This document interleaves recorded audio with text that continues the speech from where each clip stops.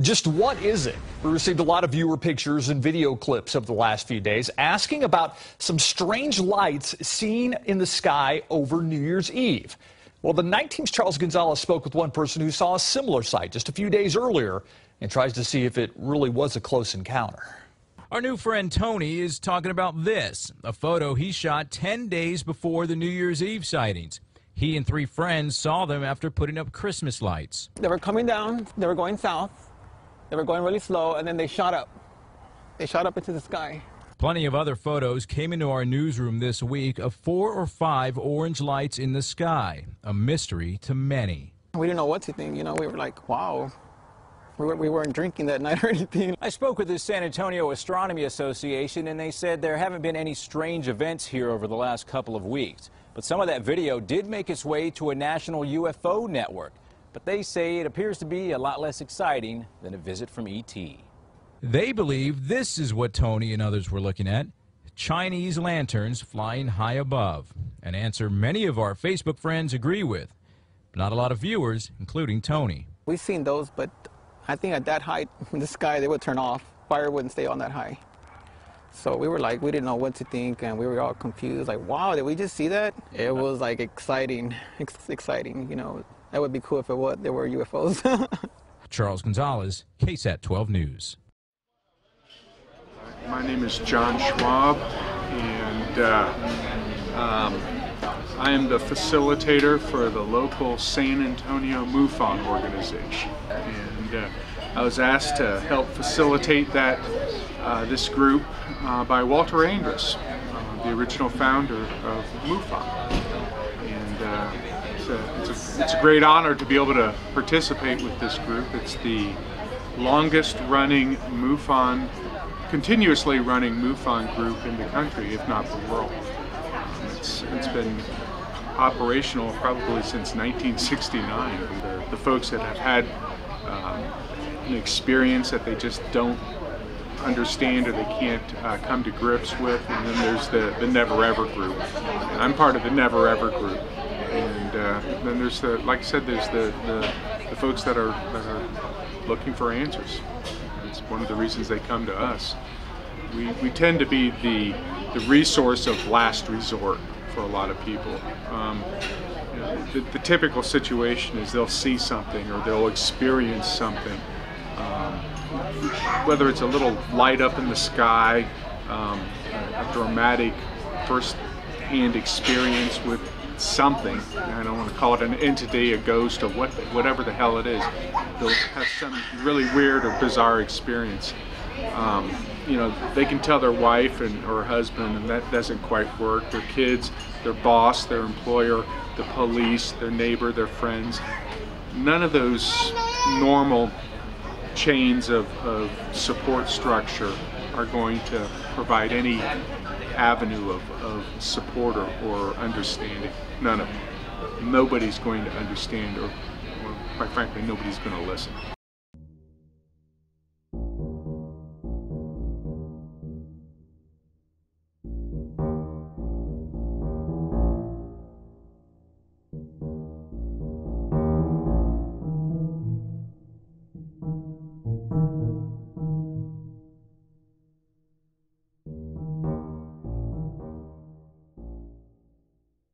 I am going to do my very best to keep these guys from interfering. But there's just so many folks in here, it's just one of those things, okay? All right, ladies and gentlemen, let's have a warm round of applause. Brother Nick.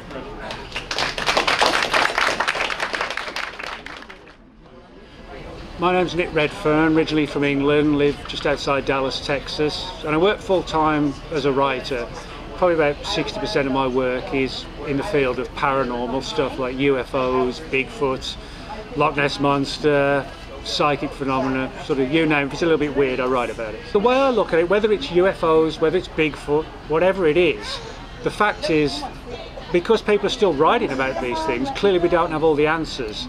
And it would be kind of irresponsible of me to say it's definitely this or it's definitely that.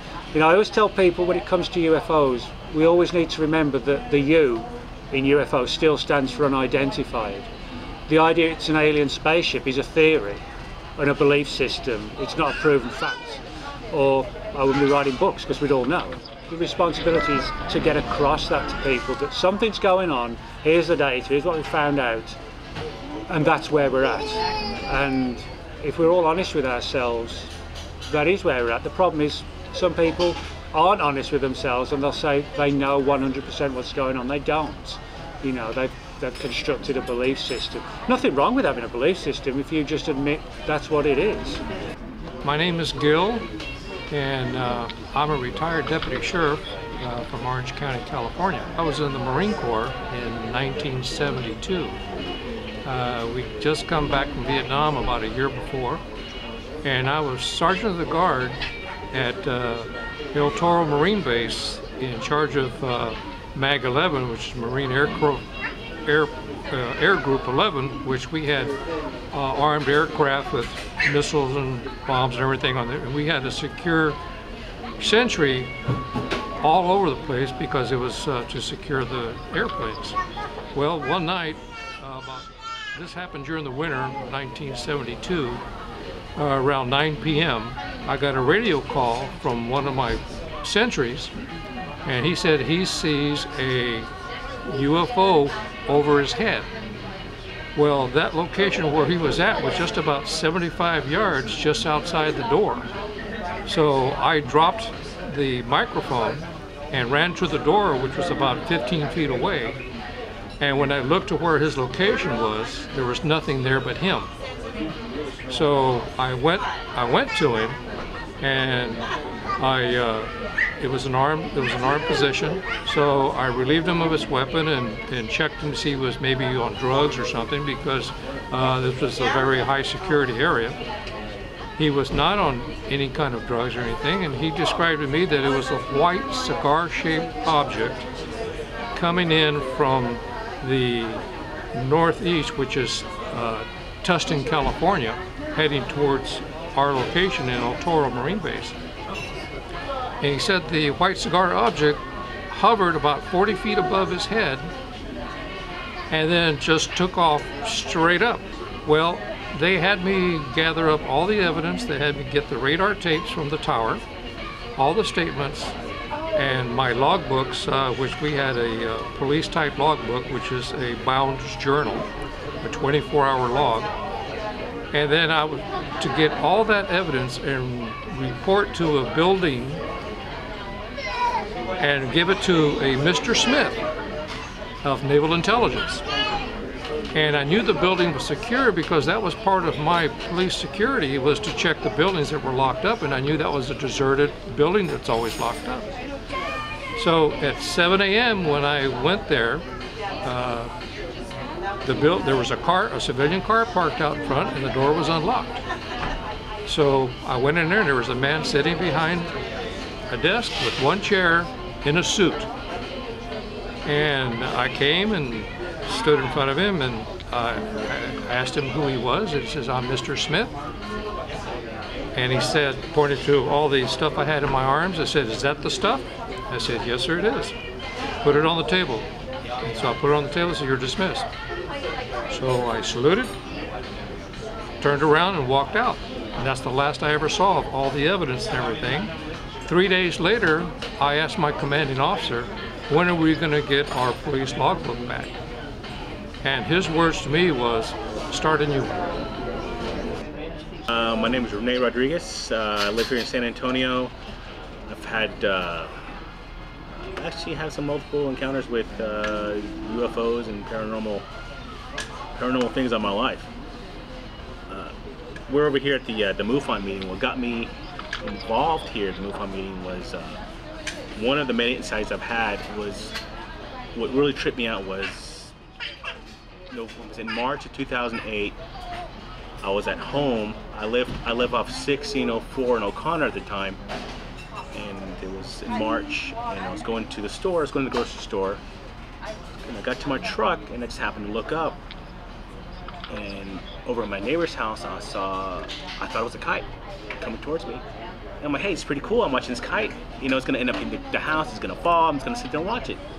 So I'm watching this kite come at me, and I realized, man, this is not a kite. What the hell is this thing? So I'm watching this. What I thought was a black kite, what ended up turning out to be is a black triangle. And this triangle, this craft, was maybe 100 feet off the ground, really, really low, and going really, really slow. It was like a fast walk. That's how slow that thing was going. And it went over my neighbor's house. I saw it go over my neighbor's house, and it was a black triangle the size of a sedan, from wingtip to wingtip, and the same size from nose to tail. And I was watching this black triangle go over my neighbor's house, go over my street, and it went over me, right over me, no sound.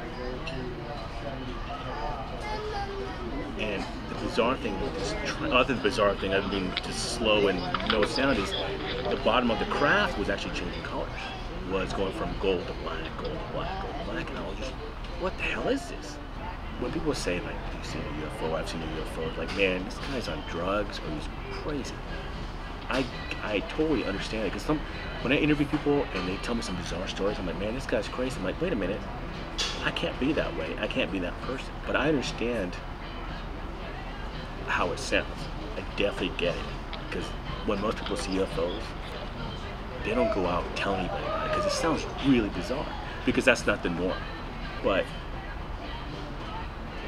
I've turned whatever my sightings into, I'm actually looking for the truth, because it's just so cool. It's not many people do this.